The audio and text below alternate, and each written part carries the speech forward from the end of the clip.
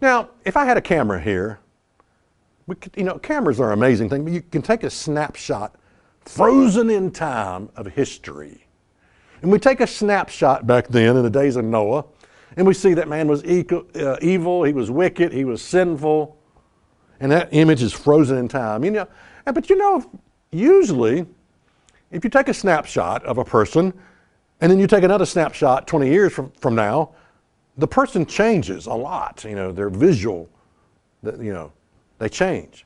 If you take a snapshot of landscape, and then come back 30 years later and take another snapshot of the exact location, sometimes you can't even tell because the landscape has changed so drastically.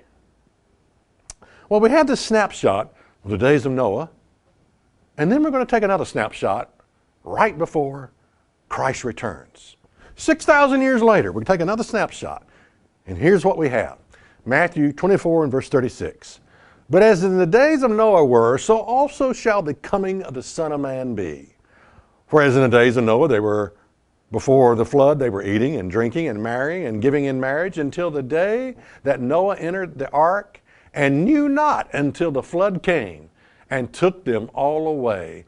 So shall also the coming of the Son of Man be. To me, this is disturbing because nothing seems to change about mankind or human nature. It's still a wicked, evil, corrupted society. We take this snapshot way back then and then we take it right at the end time when Christ returns 6,000 years later, and nothing has changed. Nothing.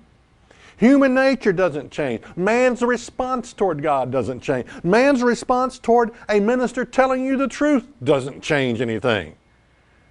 Again, for as in the days that were before the flood, they were eating and drinking and marrying and giving in marriage until the day that Noah entered the ark. Now, I'm not saying that that any of these things are wrong.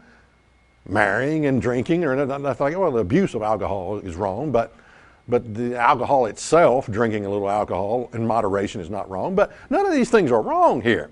It's just what the Bible is saying. They lived their lives totally oblivious to what was really important. And that is a relationship with God, a life of surrender to God. Human nature and the way of man is destined to fail again. God has allotted mankind 6,000 years. He's basically giving mankind enough rope to hang himself.